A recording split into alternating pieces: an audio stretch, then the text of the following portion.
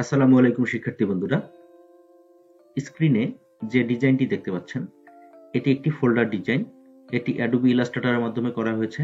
Illustrator সফটওয়্যারের মাধ্যমে এই ধরনের কাজগুলো আপনারা ইজি টেকনিকে কিভাবে করতে পারবেন সেই পদ্ধতিটি আমি আজকে আপনাদের সামনে শেয়ার করার চেষ্টা করছি। তো চলুন শুরু করা যাক শিক্ষার্থী বন্ধুরা। তো এই কাজটি করার জন্য শিক্ষার্থী বন্ধুরা, ফার্স্টলি আমি ইলাস্ট্রেটর ওপেন করে নিয়েছি। এখানে আমি একটি আর্টবোর্ড ক্রিয়েট করে নিব। তো এর জন্য আমি এখান থেকে ফাইল মেনু, দেন এখান থেকে নিউ, এখানে আমি মাপটা এখানে সেন্টিমিটার করে নিব। এখানে ওয়াইড দিব 51 centimetre, height 37.8 centimetre, colour mode CMYK, দেন এখানে আমি ক্রিয়েটে ক্লিক করছি। তো দেখতে পাচ্ছেন শিক্ষার্থী বন্ধুরা, এখানে আর্টবোর্ডটি ক্রিয়েট হয়ে গিয়েছে। ফার্স্টলি আমি ফোল্ডারের ফরম্যাটটি তৈরি করে নিব। তো ফোল্ডারের ফরম্যাটটি তৈরি করার জন্য আমার প্রসেসটি ফলো করুন। ফার্স্টলি আমি এখানে টুলবক্স থেকে এখানে ফিল কালারটি নান করে দিচ্ছি। এখানে রেক্ট্যাঙ্গেল টুলটি নিয়ে এই ফাঁকা অংশে ক্লিক করছি। এখানে রেক্ট্যাঙ্গেলটির মাপ দিচ্ছি ওয়াইড 22 সেন্টিমিটার এবং হাইট 30.5 সেন্টিমিটার, দেন এখানে ওকেতে ক্লিক করছি। শিক্ষার্থী বন্ধুরা, এবার আমি এই রেক্ট্যাঙ্গেলটিকে এই আর্টবোর্ডের সঙ্গে আমি অ্যালাইন করে দিব। অ্যালাইনে গিয়ে এখান থেকে আমি অ্যালাইন টু আর্টবোর্ড কমান্ডটি দিচ্ছি। এখানে আমি হরিজন্টাল লেফট অ্যালাইন এবং ভার্টিক্যাল টপ অ্যালাইন করে নিচ্ছি। এবার এই রেক্ট্যাঙ্গেলটিকে কপি করে আমি আরেকটি রেক্ট্যাঙ্গেল এখানে ক্রিয়েট করছি। পুনরায় আমি এখানে আরেকটি রেক্ট্যাঙ্গেল তৈরি করছি। রেক্ট্যাঙ্গেলটির মাপ নিচ্ছি ওয়াইড 7 সেন্টিমিটার এবং হাইট 30.5 সেন্টিমিটার, দেন আমি এখানে ওকেতে ক্লিক করছি। এই রেক্ট্যাঙ্গেলটিকে আমি পুনরায় অ্যালাইন করে দিচ্ছি। তো এখান থেকে আমি ভার্টিক্যাল অ্যালাইন টপ এবং হরিজন্টাল অ্যালাইন রাইট করছি। শিক্ষার্থী বন্ধুরা, এখন আমি আরেকটি রেক্ট্যাঙ্গেল তৈরি করে নিচ্ছি। এটার মাপ দিচ্ছি ওয়াইড 22 সেন্টিমিটার এবং হাইট দিচ্ছি 7.3 সেন্টিমিটার, দেন আমি এখানে ওকেতে ক্লিক করছি। এই রেক্ট্যাঙ্গেলটিকেও আমি এখানে অ্যালাইন করে দিব জাস্ট এই প্রসেসে। এখানে আমি এই রেক্ট্যাঙ্গেলের সঙ্গে মিলিয়ে দিচ্ছি। এবার টুলবক্স থেকে আমি ডাইরেক্ট সিলেকশন টুলটি সিলেক্ট করে এই দিকের পয়েন্টটাকে সিলেক্ট করে জাস্ট এটাকে আমি একটু শিফট চেপে ধরে একটু মুভ করে দিচ্ছি। পুনরায় এই দুইটা পয়েন্টারকে আমি এভাবে সিলেক্ট করছি, তাহলে এদিকের কার্ভ অপশনটা এনাবেল হয়ে যাবে। এখান থেকে আমি কিছুটা কার্ভ করে দিচ্ছি। একই প্রসেসে আমি এই রেক্ট্যাঙ্গেলটির এই দিকের পয়েন্টটাকে এভাবে সিলেক্ট করছি, এখান থেকে আমি এভাবে কার্ভ করে দিচ্ছি। শিক্ষার্থী বন্ধুরা, এখন আমরা এই কাজটির সেফটি এরিয়া বা সেফ জোনটি তৈরি করে নিব। তো এটা তৈরি করার জন্য সবগুলো রেক্ট্যাঙ্গেলকে একসঙ্গে সিলেক্ট করে অবজেক্ট, এখান থেকে পাথ, দেন অফসেট পাথ -0.8 সেন্টিমিটার এই মাপটি দিয়ে ওকে করে দিচ্ছি। এবার এই রেক্ট্যাঙ্গেল গুলো সিলেক্ট থাকা অবস্থায় এর উপর রাইট ক্লিক করে এখান থেকে আমি মেক গাইড করে নিচ্ছি। এবার আমি এই রেক্ট্যাঙ্গেলটির কালার পরিবর্তন করে দিব। রেক্ট্যাঙ্গেলটি সিলেক্ট করে এখান থেকে আমি স্ট্রোক কালারটি ডান করে দিচ্ছি। ফিল চেক করে এখান থেকে আমি গ্রেডিয়েন্ট কালার করে দিচ্ছি। এখানে আমি অ্যাঙ্গেল নিচ্ছি 90 ডিগ্রি। জাস্ট এই দিকে সিলিন্ডারটার উপর ডাবল ক্লিক করে এখান থেকে কালার পিকারটি সচল করে নিচ্ছি। দেন এখান থেকে আমি CMYK করে দিচ্ছি। জাস্ট এখান থেকে কালারটি আমি এখানে সায়ান 50% করে দিলাম। এদিকে সিলিন্ডারটির উপরে ডাবল ক্লিক করে পুনরায় কালার পিকারটি সচল করে নিচ্ছি। এখান থেকে CMYK করে দিচ্ছি। এই দিকের সিলিন্ডারটার উপরে আমি 100% সায়ান কালারটি অ্যাপ্লাই করলাম। এবার আমি এই অবজেক্টটিকে এখান থেকে লক করে দিচ্ছি। টুলবক্স থেকে রেক্ট্যাঙ্গেল দুটি সিলেক্ট করে এখানে আমি একটি স্কোয়ার শেপ তৈরি করে নিচ্ছি।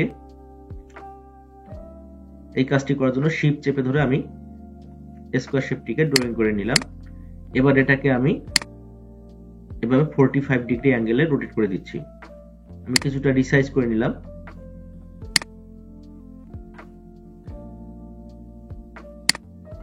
আমি এটাকে মুভ করে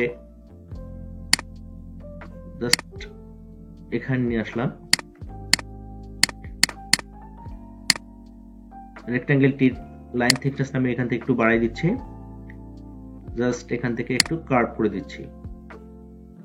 এই রেক্ট্যাঙ্গেলটিকে সিলেক্ট করে আমি এখান থেকে সিম্বল প্যানেলটি এনাবল করছি। এই 3 ডট লাইনে ক্লিক করে এখান থেকে নিউ সিম্বল এই অপশনটিতে ক্লিক করছি। এখানে সবকিছু ডিফল্ট সেটিং রেখে ওকেতে ক্লিক করছি। এখানে দেখতে পাচ্ছেন শিক্ষার্থী বন্ধুরা, এটি একটি সিম্বলে কনভার্ট হয়ে গিয়েছে। এখন আমি এই সিম্বলটিকে এই শেপের মধ্যে অ্যাপ্লাই করব। তো এটার জন্য টুলবক্স থেকে আমি সিম্বল স্প্রেয়ার টুলটি সিলেক্ট করছি। জাস্ট এর উপরে এখানে ক্লিক করলে এই সিম্বলটি এখানে স্প্রে হয়ে অনেকগুলো সিম্বলে পরিণত হয়ে যাবে। এভাবে ক্লিক করলে মাউসের লেফট বাটন চেপে ধরে থাকলে এই কাজটি হবে। এভাবে আমি এখানে কয়েকটি ড্রয়িং করে নিচ্ছি।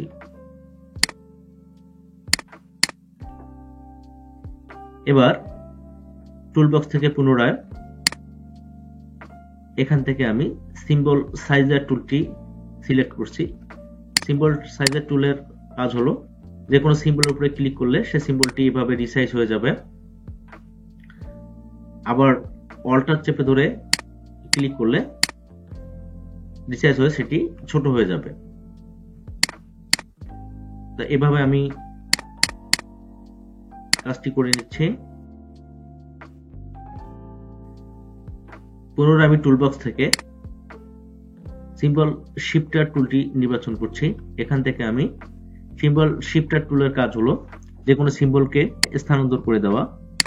জাস্ট এখানে সিম্বলের উপরে মাউস রেখে মাউসের লেফট বাটন চেপে ধরে জাস্ট এভাবে ড্র্যাগ করলে সেটি স্থানান্তর হয়ে যাবে।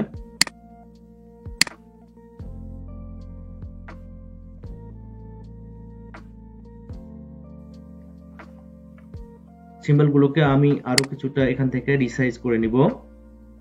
এজন্য পুনরায় সিম্বল সাইজার টুল,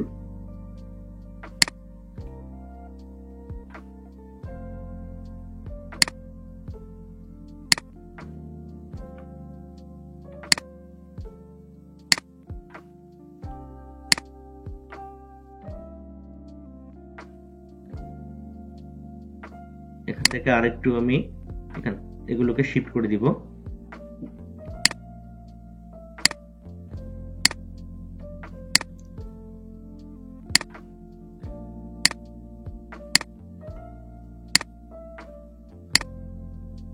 পুনরায় টুলবক্স থেকে আমি সিম্বল স্ক্রিনার টুলটি আমি এখান থেকে নির্বাচন করব। স্ক্রিনার টুলের কাজ হলো যে কোনো সিম্বলের উপরে ক্লিক করলে সেই সিম্বলটির অপাসিটি এখান থেকে কমে যাবে। আমি কিছুটা এখানে এইভাবে এই কাজটি অ্যাপ্লাই করে নিচ্ছি। এবার আমি যে অবজেক্ট এখানে লক করা ছিল সেটিকে আমি এখান থেকে আনলক করে দিচ্ছি। এই রেক্ট্যাঙ্গেলটিকে আমি এখান থেকে আরেকটি কপি করে নিচ্ছি। কপি পেস্ট ইন ফন্ট, আমি রাইট ক্লিক করে অ্যারেঞ্জ ব্রিং টু ফন্ট করে নিচ্ছি। এবার এই সিম্বলের অংশ দেখতে পাচ্ছেন, এখানে এই সিম্বলের অংশ দেখা যাচ্ছে। এই সিম্বলের অংশটি এবং এই রেক্ট্যাঙ্গেলটি একসঙ্গে সিলেক্ট করে এর উপর রাইট ক্লিক করে আমি এখান থেকে ক্লিপিং মার্কস করে নিচ্ছি। তো দেখতে পাচ্ছেন শিক্ষার্থী বন্ধুরা, এখানে অবজেক্টটি এই অবজেক্টের সঙ্গে মার্কস হয়ে গিয়েছে। এবার আমি এই দিকের অংশটিকে ডিজাইন করব, সেজন্য এই রেক্ট্যাঙ্গেলটি ফার্স্ট সিলেক্ট করে নিচ্ছি। এখান থেকে আমি কালারটি পরিবর্তন করে দিব। জাস্ট গ্রেডিয়েন্ট কালারটি অ্যাপ্লাই করছি। জাস্ট কালারটা আমি প্রথমে অ্যাঙ্গেলটা চেঞ্জ করে নিচ্ছি। এভাবে -90 ডিগ্রি অ্যাঙ্গেল এখানে দিলাম। এইদিকে সিলারটির উপরে আমি ডাবল ক্লিক করে এই সিলারটির কালার আমি এখানে পরিবর্তন করে দিব। এখান থেকে আমি 100% সায়ান কালারটি অ্যাপ্লাই করলাম, দেন এখানে ওকে। আমি এই অবজেক্টটিকে আমি লক করে রাখবো। এখান থেকে আমি অবজেক্টটিকে লক করে রাখছি। টুলবক্স থেকে পেন্সিল টুলটি সিলেক্ট করছি।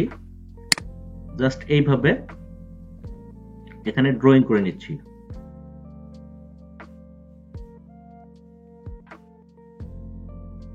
এবার লাইনগুলোকে আমি জাস্ট এখান থেকে একটু স্মুথ করে নিব। এই জন্য স্মুথ টুলটি সিলেক্ট করে নিচ্ছি।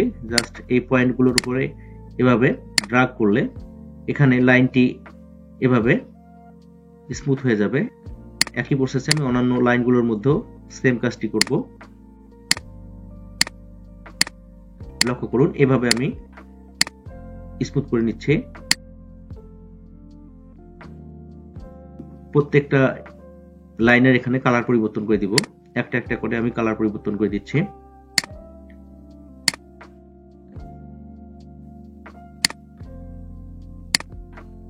যাক, এভাবে আমি কালার পরিবর্তন করে নিলাম।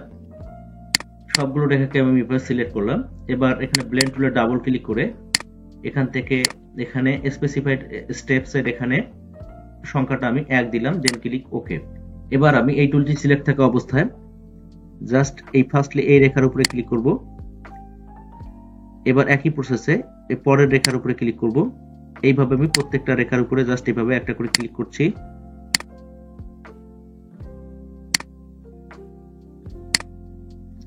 সবগুলো রেখার উপর আমার ক্লিক করা শেষ। এবার আমি পুনরায় ব্লেন্ড টুলের উপরে ডাবল ক্লিক করে এখান থেকে স্টেপটি আমি পরিবর্তন করে দিচ্ছি।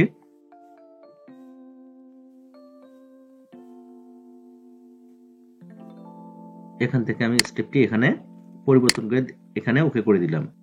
দেখতে পাচ্ছেন শিক্ষার্থী বন্ধুরা, এখানে এরকম একটি ডিজাইন তৈরি হয়ে গিয়েছে। সেটাকে আমি একটু মুভ করে দিচ্ছি। এবার আমার যে অবজেক্টটি এখানে লক করা ছিল সেই অবজেক্টটিকে আমি এখান থেকে আনলক করে দিচ্ছি। এই অবজেক্টটিকে আমি একটি কপি করে পেস্ট ইন ফন্ট করছি। এবার এর উপর রাইট ক্লিক করে এখান থেকে অ্যারেঞ্জ ব্রিং টু ফন্ট করে নিচ্ছি। এবার এই অবজেক্টটি এবং এই নিচের এই অবজেক্টটি একসঙ্গে সিলেক্ট করে রাইট ক্লিক করে এখান থেকে মেক ক্লিপিং মার্কস। এবার আমি এখানে একটি স্যাম্পল লোগো ক্রিয়েট করব।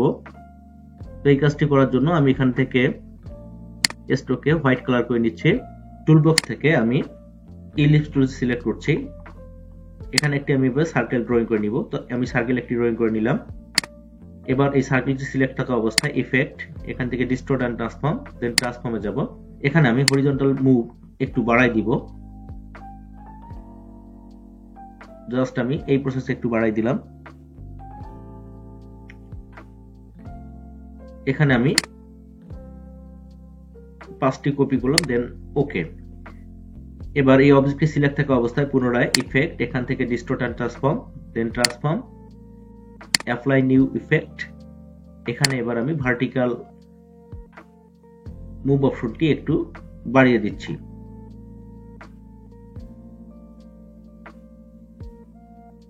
জাস্ট এই প্রসেসে রাখলাম।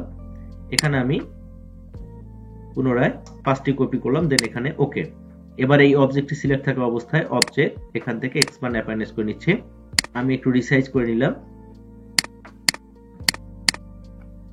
এটাকে আমি 45 ডিগ্রি অ্যাঙ্গেলে রোটেট করে নিলাম। এবার টুলবক্স থেকে শেপ বিল্ডার টুলটি সিলেক্ট করে জাস্ট এভাবে এখানে আমি রিশেপ করে নিচ্ছি। এভাবে আমি রিশেপ করে নিলাম। কয়েকটি অবজেক্ট এখানে রিশেপ করে নিলাম। এবার আমি এই অবজেক্টগুলোকে আনগ্রুপ করব। এক্সট্রা অবজেক্টগুলোকে এখান থেকে আমি ডিলিট করে দিব। শিক্ষার্থী বন্ধুরা, এখানে এই অবজেক্টে দেখেন এখানে কিছু এক্সট্রা এলিমেন্ট দেখা যাচ্ছে। তো এগুলোকে আমি এখান থেকে রিমুভ করব বা বাদ দিয়ে দিব। সেজন্য আমি এখান থেকে এই অবজেক্টগুলোকে ম্যানুয়ালি আলাদা আলাদা ভাবে এখানে সিলেক্ট করছি। শিফট চেপে ধরে এই কাজটি করছি। তারপর এটাকে এখানে মুভ করলে এখানে এক্সট্রা এলিমেন্ট গুলো দেখা যাবে। এগুলোকে আমি এখান থেকে জাস্ট ডিলিট করে দিচ্ছি। এবার এই অবজেক্টগুলো সিলেক্ট থাকা অবস্থায় আমি স্ট্রোক থেকে রাউন্ড জয়েন এই অপশনটি ক্লিক করছি। এবার এখান থেকে একটু থিকনেস আমি বাড়াই দিব। একটু থিকনেসটা বাড়াই দিলাম।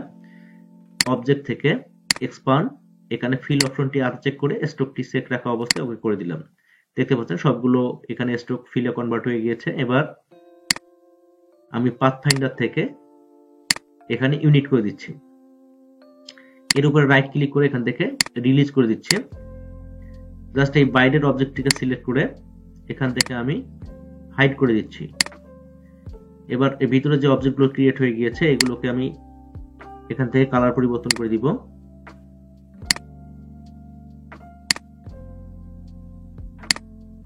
জাস্ট এখান থেকে আমি কালার পরিবর্তন করে দিলাম।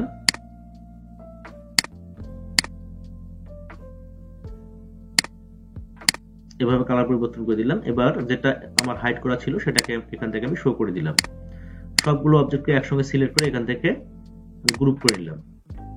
এবার আমি প্রথমে এখানে কন্ট্রোল আর কমান্ড দিব।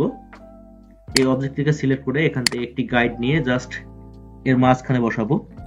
এবার এর মাঝামাঝি আমি এখানে লোগোটাকে বসাই দিব। এভাবে টাইপ টুল নিয়ে এখানে আমি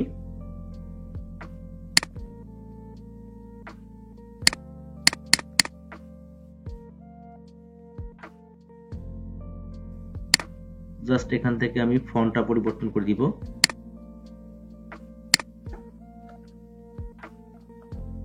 আমি এখান থেকে এরিয়াল বোল্ড ফন্টটি এখানে নির্বাচন করলাম।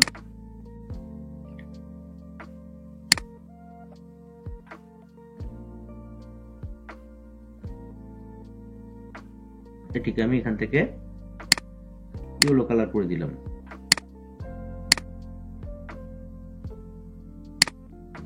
এবার আমি এখানে আরেকটি স্যাম্পল টেক্সট তৈরি করব। এই কথাটাকে আমি এখানে লিখে দিব।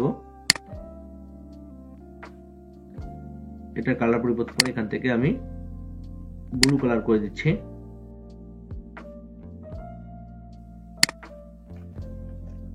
Your tagline here. এটার ফন্টটা আমি এখান থেকে রেগুলার করে দিচ্ছি। এখান থেকে আমি ট্র্যাকিংটা একটু বাড়াই দিচ্ছি।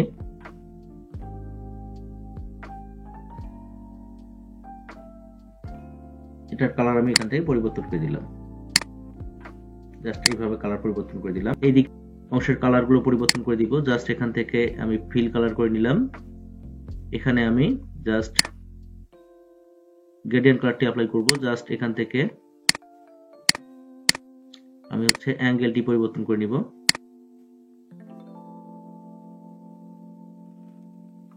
এদিকের কালারটি আমি পরিবর্তন করে দিচ্ছি।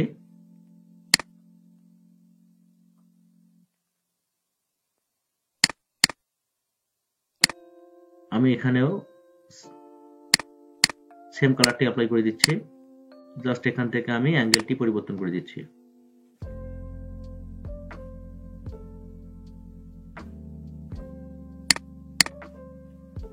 তো এই হলো আমার ডিজাইন। এই প্রসেসে আপনারা ইলাস্ট্রেটরের মাধ্যমে এই ধরনের কাজগুলো আপনারা ইজি টেকনিকে করতে পারবেন। আশা করি সবাই বুঝতে পেরেছেন। পরবর্তী ক্লাসের জন্য আমন্ত্রণ জানিয়ে আজকের মতো বিদায় নিচ্ছি। ধন্যবাদ সবাইকে।